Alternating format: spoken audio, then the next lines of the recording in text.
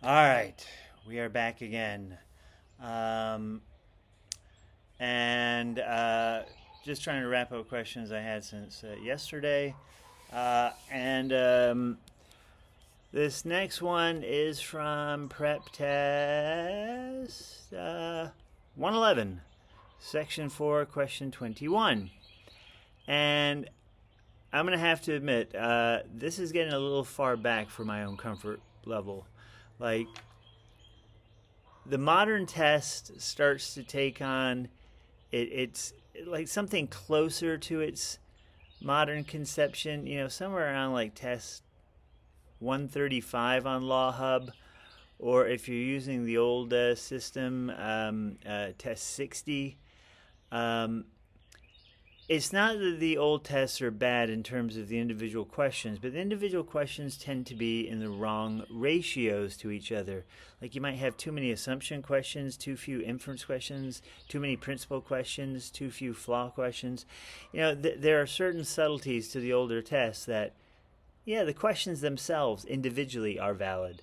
As sections, as full-length tests, I'm not sure that they are valid anymore. And unless you're out of material, don't go that far back.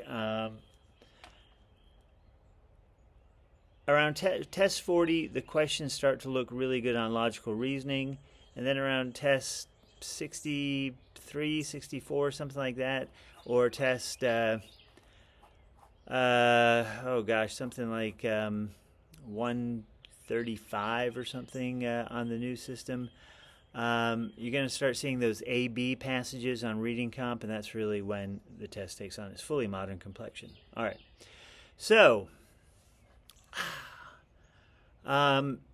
this is PrepTest 111, or PrepTest 35 in the old system, Section 4, Question 21. And this is from Reaction Salty 1547. Literally just gibberish. Anyway, Mr. or Miss Salty, if you are going this far back, I hope it's, well, I don't hope, but, if you're going this far back, I hope it's because you've run out of other material, because otherwise just don't go this far back, okay? And anyone else prepping for the test, you don't want to go back before about 2003, 2004 in terms of tests. This one is from October 2001. October 2001 is right after 9/11. And I was actually living in New York at that time. God, the city was so weird that day. I know most of you weren't alive, but oh well. All right, on we go. Like the whole city still smelled like it was on fire. It was just freakish. You'd come home at the end of the day, take a washcloth, drag it across your face, like black soot would come off. Like 6 months later, because the flames were still burning underneath the trade center. You didn't really see it in the air. You smelled the smoke, you smelled the fire, you smelled the oil, but you just, but at the end of the day, you're just covered in soot. Very strange, very strange. All right, now, this is question 21 on this test, and question 21 is traditionally the most difficult question on any given section of logical reasoning. Could it be question 20? Sure. Could it be question 22? Sure. But the overwhelming percentage of the time, question 21 is the most difficult question on any section of logical reasoning. And the questions after 21 do get a little bit easier. The questions 1 through 12 are supposed to be very nice and easy. 13 through 16, medium difficulty. 17 through 21, a kind of escalation in difficulty. And then 22 to 25, they kind of drop off a little bit. Anyway, this is supposed to be a difficult question, and I have just pulled it up, and it does, in fact, look like a difficult question. This is PrepTest 111 again, Section 4, Question 21. And if this is the old system, it's PrepTest 35. In question 21, we have a question that says, which of the following can most reasonably be concluded on the basis of the information above? And if we're looking to reasonably conclude something on the basis of the information above, this is an inference question. And an inference on the LSAT is not what an inference in the real world is. In the real world, if you infer something, you kind of deduce something, you make an educated guess, you make a good speculation about something. It's a hypothesis. On the LSAT, as far as we are concerned, those aren't good enough synonyms. An inference really is a 100% truth, a 100% truth based upon the information they've already given you. And where do those 100% truths come from? Sometimes it comes from a sequence of formal logic. If A, then B. If B, then C. If C, then D. And then you go to the answer choices, and there's one answer choice that says, if A, then D. And it connects the first piece with the last piece. I'm sure you've seen those. There are also some that do chains of causation. Now, that's a little bit different than the formal logic connection I just did, because it's something more like A might cause B. B could influence C. C, on occasion, has an effect upon D. And now what do you know for sure? You know that A might affect D, but you don't know that it does. So, or on the other inferences, basically what you get is kind of an intersection of facts. That's where all new truths come from, an intersection of information. If I say to you, here's Thanos' mug, and now I have one of my hands on the mug. Which hand is it? I'll bet you $1,000. You don't know. And the thing is, you wouldn't take that bet. It's a 50-50 bet. That's a dumb bet to take. But if I said, I guarantee you the mug is in one of my two hands, and it's not in this hand, well, if it's not in this hand, it's in one of my two hands. It's obviously in this hand. So that's an inference. Is it the most clever inference in the world? No, but I'm taking two pieces of information, I'm slamming them together, and from that we get a new truth.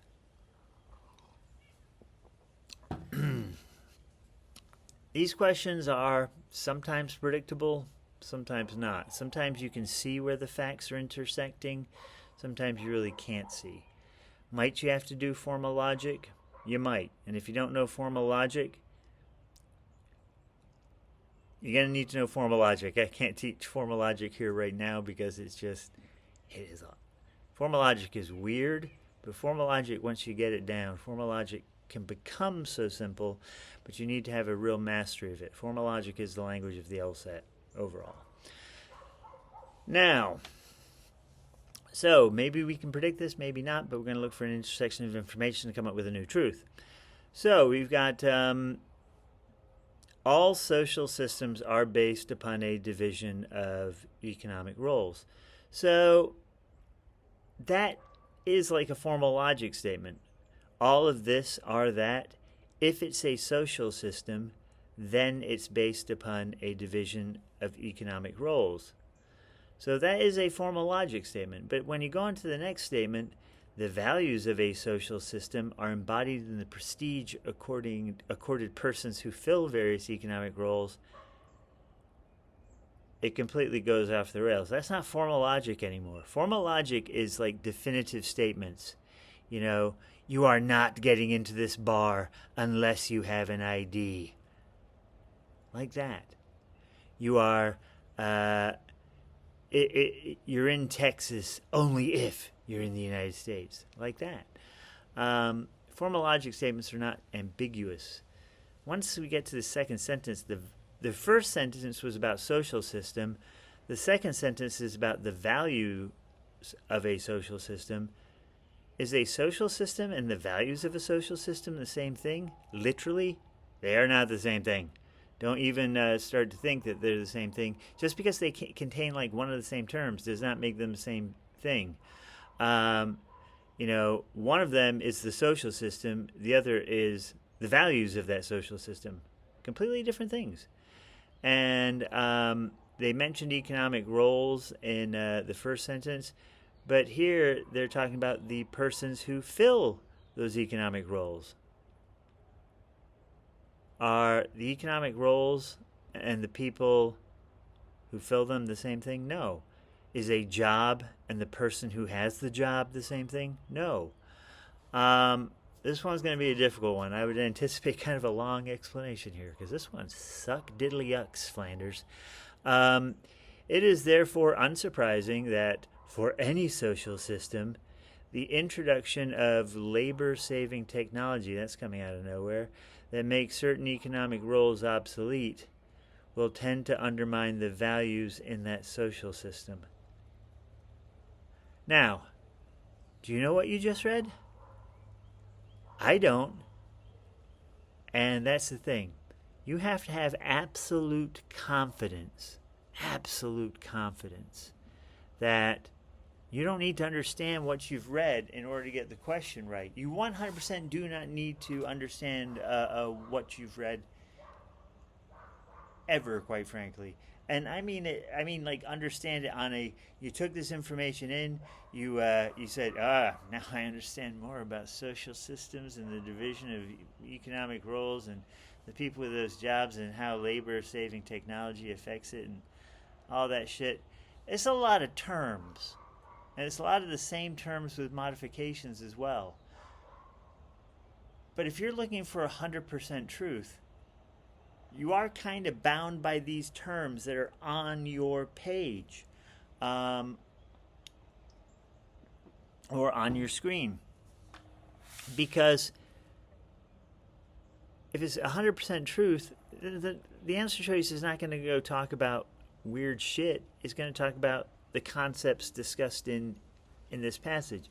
The best first thing you could probably do is make a run through the answer choices and just eliminate anything that just talks about absolutely random shit.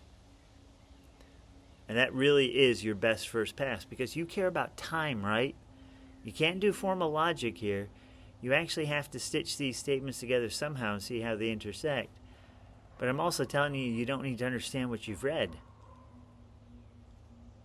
It seems to be deeply conflicted there that you're going, wait, there's some kind of contradiction going on. You really don't need to understand, but you need to recognize the terms. So we just have to go into the answer choices. Social systems will have unchanging values. All right, so they do talk about the values of social systems in this. If they are shielded from technological advancement. Now, do they talk about technological advancement in these statements above?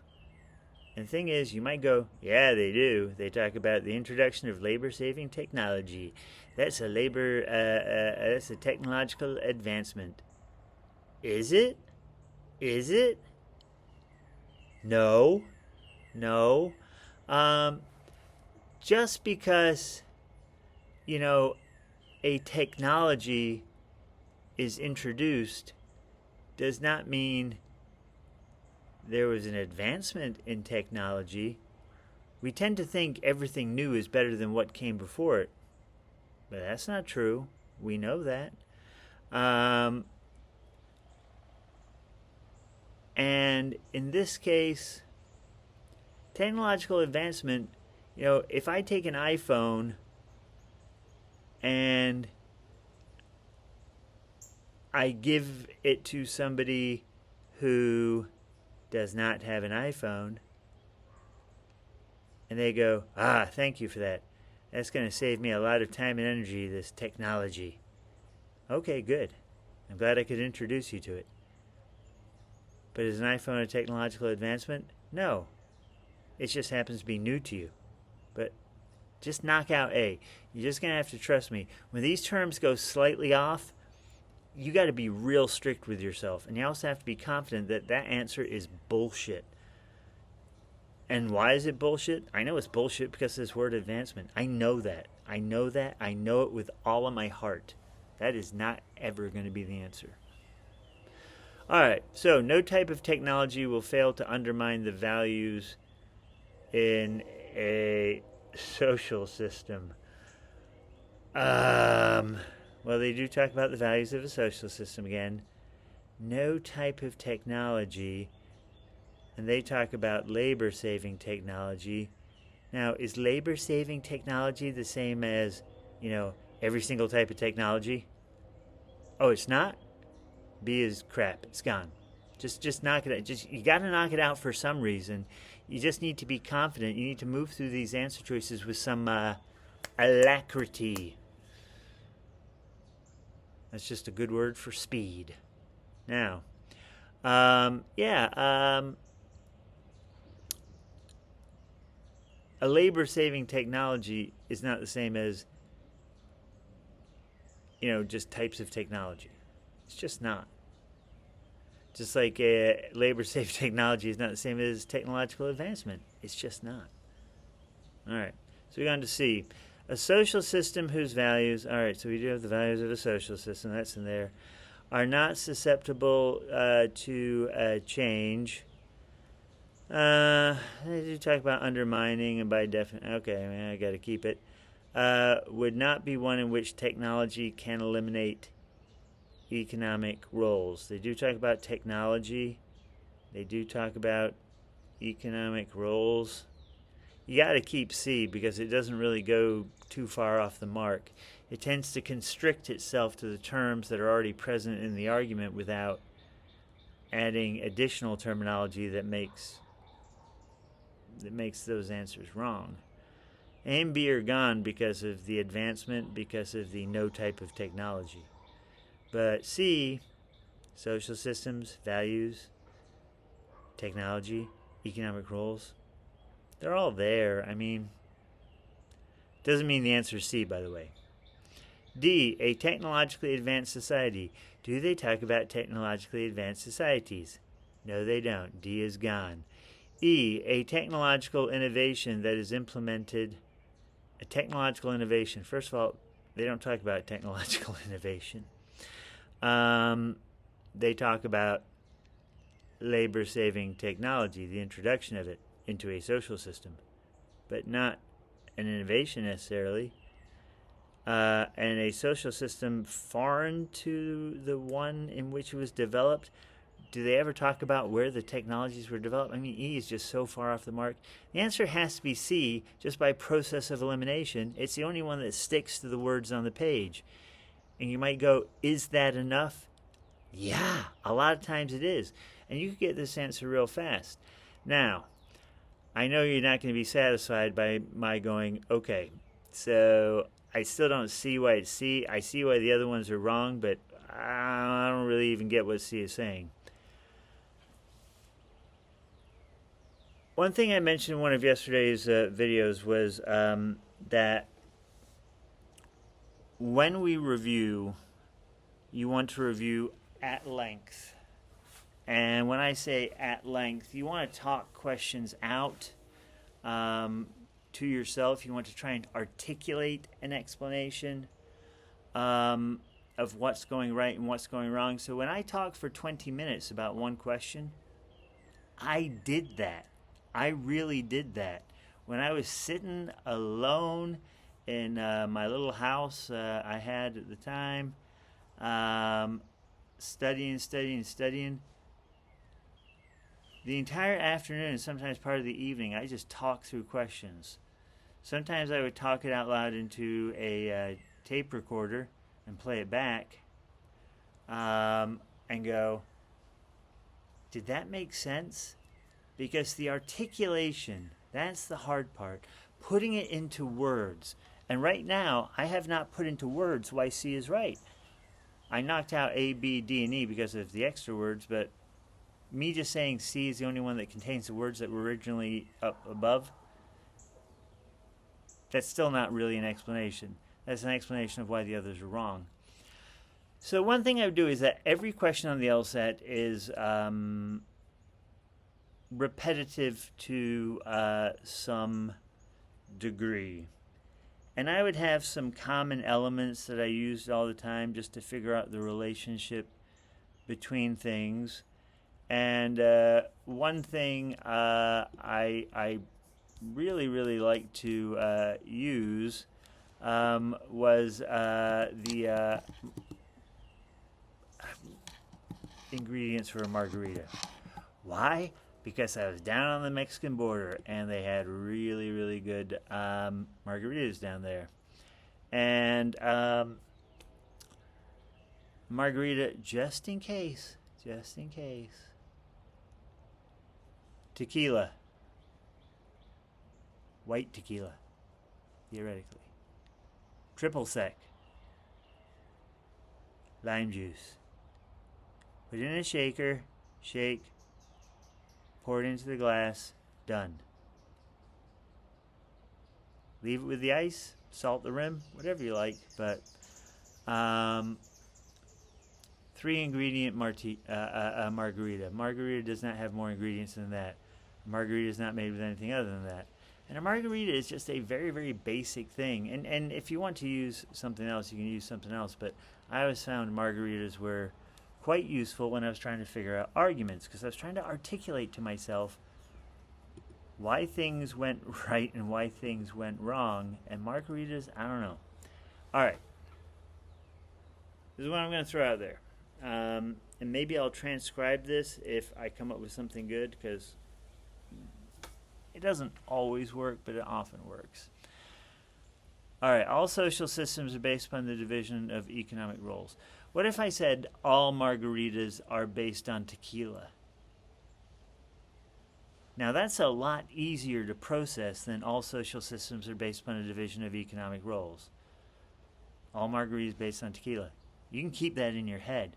When you deal with familiar elements, and for some of you, the ingredients of a good margarita, oh Christ, I'm thinking about margaritas now. Is when you're dealing with familiar elements, you don't need to remember those details. These words as they are presented on the page right now are gibberish to you. Why are they gibberish to you? Social systems, division of economic roles, labor-saving technology, values of social systems, blah, blah, Jesus Christ. It's too much. And you'll just never remember it. And you'll never figure it out from these elements. But if you change it into your own terminology, it works super well. All margaritas are based on tequila. Let's just say that. All right? The values of a social system, so we're going to make that the value of a margarita, is embodied in the prestige accorded to persons who fill various economic roles. All right. How about the value of a margarita? Because the economic roles lined up with tequila. The value of a margarita is embodied in the prestige of the bartender who handles the tequila, who pours the tequila. How about something like that? I can deal with that. So, just making notes to myself because I'm, because this really will help you understand. So, the value of margarita is embodied in the prestige of the bartender who pours the tequila. The values of a social system are embodied in the prestige according to persons who fill various economic roles. I can understand that all margaritas are based on tequila. I can understand that the value of that margarita is based upon the prestige of the bartender who pours that tequila. I get that. I understand that. This margarita, it's not the ingredients. It's the guy with his weird spinny Tom Cruise cocktail bottle. Never seen the movie Cocktail? Like 1986. Excellent movie. One of Tom Cruise's best roles. Well worth seeing. Now, all right. It is therefore unsurprising that for any social system, all right, remember, social system was the equivalent of margarita. The introduction of labor-saving technology. So we don't have one for labor-saving technology. How about the introduction of those fake the canned margaritas? The introduction of canned margaritas that make certain economic roles with tequila obsolete will tend to undermine the value of the margarita. Alright, so let me repeat that last sentence. I'm going to type this all out in the question. It's like there somewhere on Reddit or on YouTube or something so you can follow along. But I think I got the pieces right. It is therefore unsurprising that for any margarita, the introduction of canned margaritas that make certain tequilas obsolete will tend to undermine the value of that margarita. Alright, I think I got it. So, all margaritas are based on tequila. The value of a margarita is embodied in the prestige of the bartender who pours the tequila. Therefore, I'm not surprised that for any margarita, the introduction of canned margaritas will make tequila that make... Therefore, I'm not surprised that for any margarita, the introduction of a canned margarita that make the tequila obsolete will tend to undermine the value of a margarita. So, you have margarita. It's based on tequila. The value of that margarita comes from that bartender who's making it. And therefore I go, but if I got margaritas, but then I introduce canned margaritas, it, makes tequila. I don't need tequila anymore because I got a canned margarita, and it undermines the value of that real margarita. I understand that. I understand that really, really well. I don't understand this social system shit because that is a bunch of word fuckery that I have no idea what it means. Do you? I don't. Okay, so if we take a look at C, just to prove to you this better work, a social system. Social system was margarita, whose value are not susceptible to change, would not be one in which canned margaritas can eliminate tequila. A margarita whose value can't change. So this is a margarita that's always going to be valuable to you.